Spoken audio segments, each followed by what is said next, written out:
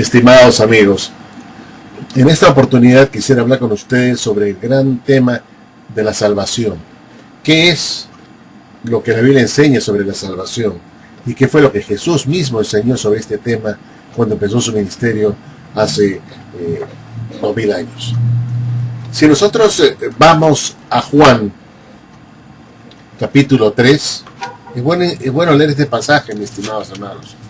Juan, capítulo 3, porque es un texto que se usa y que se cita mucho por los hermanos de las diferentes iglesias.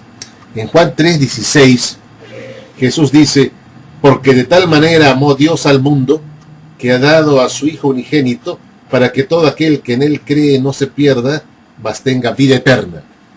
Dios ha dado a su Hijo Jesucristo, para que todo aquel que en él crea no se pierda, mas tenga vida eterna. Vida eterna, y esto lo subrayo. En el versículo 17, o sea, el siguiente, dice: porque no envió, ojo con esta palabra envió, no envió Dios a su Hijo al mundo para condenar al mundo, sino para que el mundo sea salvo por él. Acá nos está diciendo claramente que Jesús fue enviado por Dios para ser también el Salvador de los hombres, para salvar a los hombres. O sea, vino para dar vida eterna y vino para salvar a los hombres. Esto tiene que quedar bien grabado en la mente de ustedes. Jesús dice que fue enviado para dar vida eterna y para salvar a los hombres. Pero también dijo otra cosa en Lucas 4:43 en cuanto a la razón de su venida. Y este pasaje debe quedar también bien grabado en la mente, en vuestras mentes, en su entendimiento. Lucas 4:43. Dice así nuestro Señor Jesucristo: pero Él les dijo, es necesario que también a otras ciudades anuncie el Evangelio del Reino de Dios, porque para esto he sido enviado. O sea, ya tenemos un tercer elemento, que Él fue enviado para anunciar el Evangelio del Reino de Dios. Fue enviado, entonces, para salvar, para dar vida eterna y para anunciar el Reino de Dios. Estos tres elementos: salvación, vida eterna, Reino de Dios. Y esto es importante que tomemos en cuenta, porque aquí empieza el verdadero concepto de la salvación. La salvación está entonces ligado, ¿no?, a estos tres elementos: Reino de Dios, salvación y vida eterna. Tres elementos: salvación, vida eterna, Reino de Dios. Estos son los tres motivos por los cuales Jesús fue enviado al mundo hace 2000 años. Para predicar el reino de Dios, dar salvación, vida eterna. Pero es interesante entonces que tomemos nota del interesante diálogo que tuvo Jesús con el joven rico. Este es un diálogo muy interesante que muchos se han puesto a leer, a examinar, pero no con el suficiente detenimiento. En Mateo, capítulo 19, vamos a encontrar acá, en Mateo 19, en versículo 16, la historia del joven rico y su diálogo con el Señor Jesucristo. Entonces vino uno y le dijo: Maestro bueno, ¿qué haré para tener la vida eterna? Noten ustedes que la primera pregunta del hombre, de este joven rico, era la vida eterna.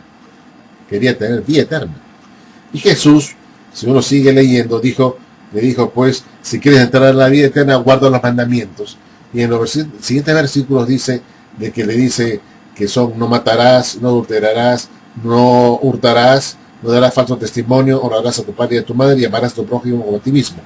Eso le dice a Jesús lo que son los mandamientos que debe guardar. El joven rico le dijo: bueno, yo he guardado todo eso de la juventud. Y Jesús le dice: si quieres ser perfecto, anda, vende todo lo que tienes, dalo a los pobres y realmente serás bendito, ¿no? O sea, podrá él realmente atesorar tesoros en el cielo para ganar la vida eterna. Pero este joven rico no estaba dispuesto a venderlo todo, y dice acá: oyendo el joven esta palabra, se fue triste porque tenía muchas posesiones, era muy rico. Entonces Jesús dijo a sus discípulos, de cierto os digo que difícilmente entrará un rico en el reino de Dios. Difícilmente entrará un rico en el reino de Dios. El segundo elemento, el reino de Dios. Vida eterna es la pregunta del rico. La respuesta de Jesús es que difícilmente entra el rico al reino. ¿Y dónde está la palabra salvación por ahí? Porque sería el tercer elemento que Jesús justamente vino a anunciar. Salvación, reino de Dios, vida eterna. ¿Dónde está la salvación acá? Muy bien, sigamos leyendo. Entonces Jesús dijo a sus discípulos, ¿no?, que difícilmente entraría un rico en el reino de Dios. Otra vez os digo que más fácil es entrar, que un camello entre por el ojo de una aguja, que un rico al reino de Dios. Sus discípulos, oyendo esto, se asombraron en gran manera, diciendo, ¿quién, pues, podrá ser salvo? En el versículo 25. Ahí está el tercer factor. ¿Quién podrá ser salvo? Jesús viene a decirnos entonces que es difícil que un rico que no se suelte de sus posesiones, es difícil que entre en su reino. Y los discípulos, lógicamente, se exclaman, bueno, entonces, ¿quién va a ser salvo? ¿No? La pregunta del joven rico era poder entrar en la vida eterna, pero Jesús dice que difícilmente este hombre puede entrar porque era muy rico, no quería dejar sus posesiones, difícilmente poder entrar en ese reino, y todos los discípulos reaccionan y dicen, entonces, ¿quién podrá ser salvo? Estos tres elementos, vida eterna, salvación, ¿no?, y el reino, están acá también resumidos. Pero ¿por qué es importante esto? ¿Qué se puede extraer de este mensaje del joven rico? Se puede extraer que uno, para poder entrar en el reino de Dios, es necesario, ¿no?, que uno se entregue a Jesucristo, que uno crea en Jesucristo, y de esa manera uno puede tener la vida eterna, puede tener la salvación en ese reino. Este es el mensaje de la Biblia. Este es el mensaje, que uno puede ganar la salvación de Dios, creyendo, no, en Jesucristo, para luego entrar con vida eterna en el reino de Dios. Salvación es entrar al reino de Dios con vida eterna, entonces. Salvación, repito, es entrar al reino de Dios con vida eterna. Esto muchos no lo entienden. Muchos creen, lamentablemente, y insisto en esto, de que ya son salvos una vez que creen en Cristo. Una vez que han aceptado a Jesucristo, ya son salvos. Y una vez salvos, siempre salvos. ¿Pero es verdad esto? ¿Es posible esto? ¿Que una vez salvos, siempre salvos? ¿Se puede encontrar esto en la Escritura? No. La salvación es un proceso. La salvación empieza, lógicamente, creyendo en Jesús, aceptando su sacrificio expiatorio para que nuestros pecados borrados, pasados, sean borrados. Nuestros pecados que hemos cometido hasta la fecha de nuestra conversión sean borrados. Y empezamos una nueva vida en Cristo. Y entonces, de ahí en adelante, tenemos que perseverar para poder ganar la vida eterna. Tenemos que ser constantes. Por eso Pablo dice que tenemos que trabajar y ocuparnos de nuestra salvación con temor y temblor. Ocuparnos de nuestra salvación con temor y temblor. Esto es lo que dice la Escritura. Entonces es un proceso la salvación. Y empieza cuando uno acepta a Jesucristo. La salvación, finalmente, tiene que ver con ingresar en el reino de Dios, con vida eterna. Esta es la meta, el reino de Dios. El reino de Dios hará posible, pues, que podamos entrar a la vida eterna y estar con el Señor para siempre. En Hebreos 9:28, y es bueno que lean este pasaje, estimados hermanos, en Hebreos 9:28, en este pasaje vamos a encontrar de que existe una salvación pendiente, futura, que el Señor Jesús va a darles a los suyos cuando venga por segunda vez, pues. Esta es una salvación futura, escatológica, que Jesús va a entregarle a los suyos en su segunda venida. Así que no me digan, pues, que ya somos salvos desde el momento de nuestra conversión. No, es un proceso que se va a consumar cuando Jesús venga por segunda vez. Dice Hebreos 9, versículo 28. Así también Cristo fue ofrecido una sola vez para llevar los pecados de muchos y aparecerá por segunda vez sin relación con el pecado para salvar a los que le esperan. Para salvar a los que le esperan. Para salvar a los que le esperan. Es una salvación futura. Es una salvación para cuando Jesús venga por segunda vez. Teniendo esto en mente, teniendo esto bien grabado en la mente, nosotros tenemos que comparar este pasaje que hemos citado de Hebreos 9:28 con el pasaje de Mateo 25, 31 y 34. Vayamos a este pasaje de Mateo 25,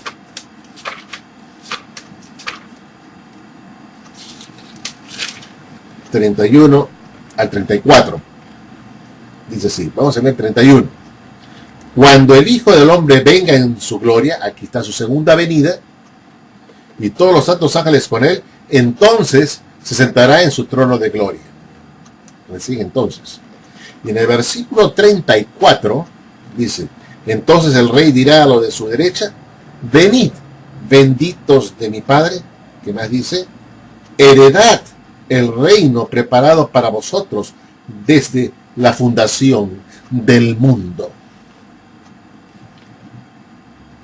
Entonces, comparando Hebreos 9:28 con este texto de Mateo 25, 31 y 34, veremos que la salvación futura, la salvación que trae Jesucristo en su segunda venida, es justamente de que nosotros podamos entrar en su reino.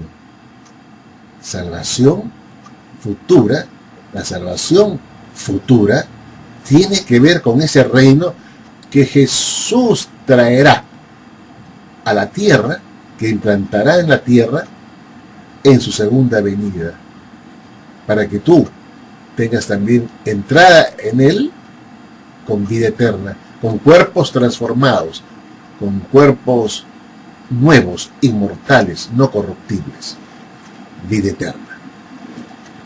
Entonces, estamos viendo que esta salvación futura no tiene que ver con otra cosa que con el reino de Dios, con entrar en ese reino glorioso, para ingresar, para tomar parte en ese reino glorioso. La Biblia enseña, y el apóstol Pablo lo dice muy claramente en 2 de Pedro, capítulo 1, versículos 5 al 11, y léanlo ustedes en sus casas, dice claramente